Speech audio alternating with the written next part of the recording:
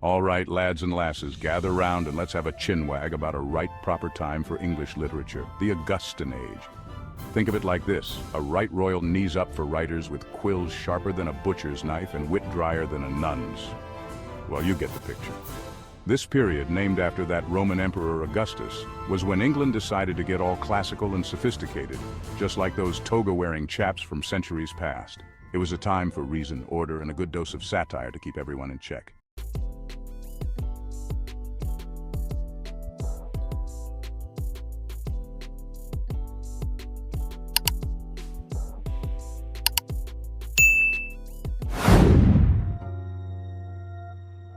Now, the Augustan Age wasn't all about powdered wigs and fancy waistcoats, you know.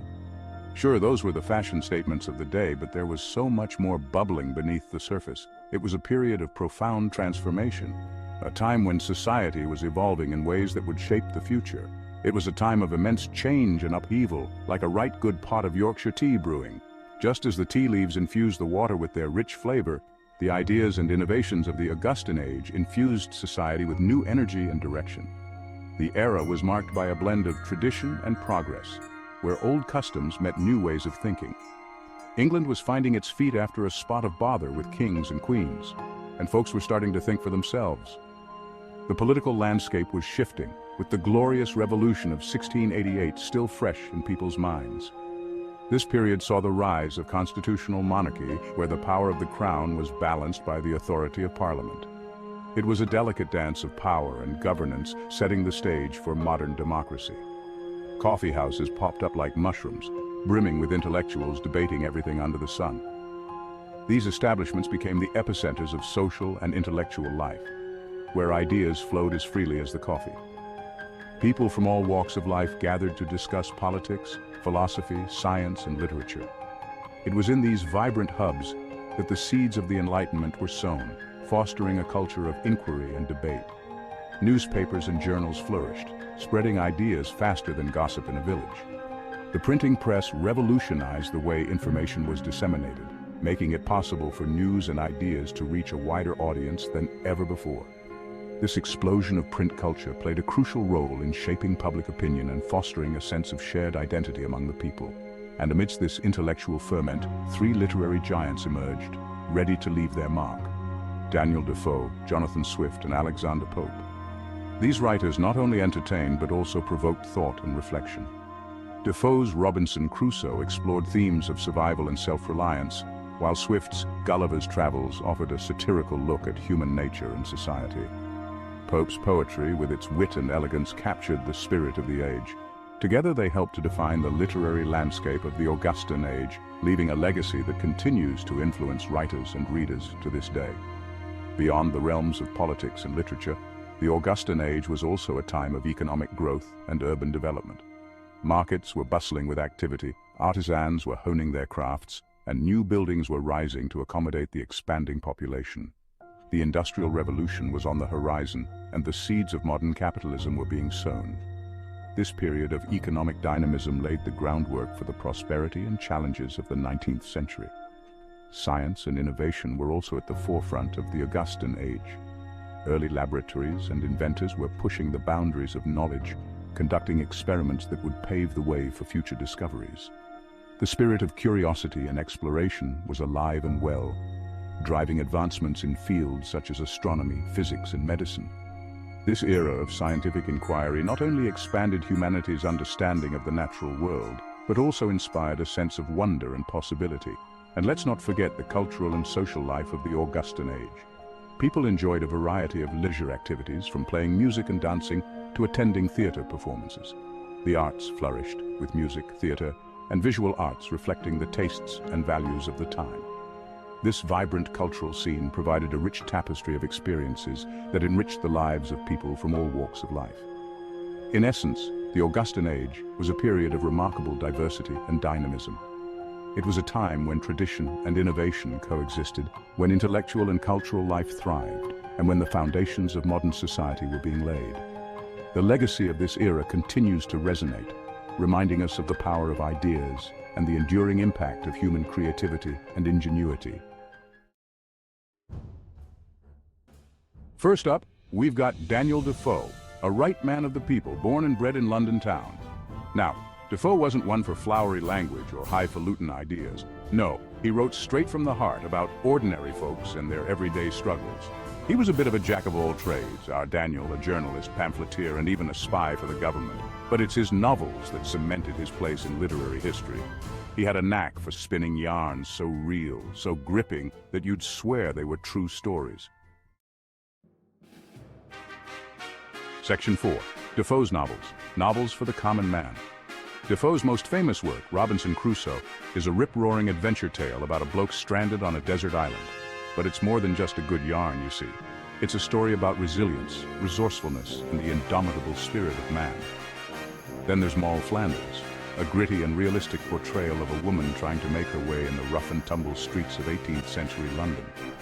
Defoe didn't shy away from the darker side of life, and his novels gave a voice to the voiceless, the ordinary folks struggling to get by. Section 5. Jonathan Swift, the master of taking the mickey. Next, we've got Jonathan Swift, the master of taking the mickey. Born in 1667 in Dublin, Ireland, Swift was a man of many talents. He was not just a writer, but also a clergyman, a satirist, and a political pamphleteer. His works have left an indelible mark on English literature, and his sharp wit continues to resonate even today. This Irish wordsmith was as sharp as a tack, with a wicked sense of humor and a tongue sharper than a barber's razor. Swift had a unique ability to blend humor with criticism, making his readers laugh while also making them think. His most famous work, Gulliver's Travels, is a perfect example of this. On the surface, it appears to be a simple adventure story, but beneath the surface, it is a biting satire of human nature and society. Swift used his pen like a weapon, skewering hypocrisy and folly wherever he found it. He was fearless in his criticism, whether he was targeting the government, the church, or society at large. His pamphlets and essays were often controversial, but they were always thought-provoking. Swift had a knack for exposing the absurdities of the world around him, and he did so with a style that was uniquely his own. He was a man of contradictions, our Jonathan, a clergyman who wrote some of the most irreverent satire in the English language. Despite his position in the church, Swift was not afraid to challenge religious and political authorities. His work, A Modest Proposal, is a prime example of his audacity. In this satirical essay, Swift suggests that the poor could ease their economic troubles by selling their children as food to the rich. The essay is a scathing critique of the British government's neglect of the Irish poor, and it remains one of the most powerful pieces of satire ever written. He was a champion of the downtrodden, yet his biting wit spared no one, not even the highest in the land. Swift's satire was a tool for social change, and he used it to give a voice to the voiceless. He believed in the power of words to make a difference, and his legacy is a testament to that belief. Jonathan Swift was truly the master of taking the mickey, and his work continues to inspire and challenge us to this day. Section 6. Swift's satire, sharper than a Sheffield knife. Jonathan Swift, a name synonymous with sharp wit and biting satire, is best known for his timeless work, Gulliver's Travels. This literary masterpiece is not just a fantastical journey through strange and exotic lands, but a profound commentary on the human condition. Swift's genius lies in his ability to weave a narrative that is both entertaining and deeply thought-provoking. Through the eyes of Lemuel Gulliver, we are taken on an adventure that reveals the absurdities and follies of human nature. In Gulliver's Travels, Swift introduces us to the tiny Lilliputians and the giant Brobdingnagians, each representing different aspects of society.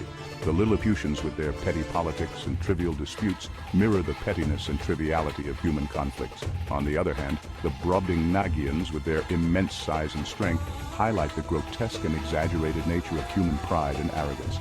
Through these fantastical creatures, Swift holds up a mirror to society, exposing its absurdities and failings in a way that is both humorous and deeply critical. But Swift's satire doesn't stop with Gulliver's Travels. One of his most infamous works, A Modest Proposal, takes his biting wit to a whole new level. In this outrageous pamphlet, Swift suggests a shocking solution to the problem of poverty in Ireland, using Irish babies as a source of food. Of course, Swift wasn't being serious, we hope. But the sheer audacity of the proposal shocked and appalled his readers. By presenting such a grotesque and morally repugnant idea, Swift forced his audience to confront the very real and pressing issue of poverty head-on. The impact of a modest proposal was profound. It sparked outrage and debate, compelling people to think critically about the social and economic issues of the time. Swift's ability to provoke such strong reactions is a testament to his skill as a satirist. He used his sharp wit and keen insight to challenge the status quo and push for change. His works remain relevant today, reminding us of the power of satire to illuminate the truth and inspire action. Swift's legacy as a master of satire is undeniable, and his works continue to be studied and admired for their brilliance and impact.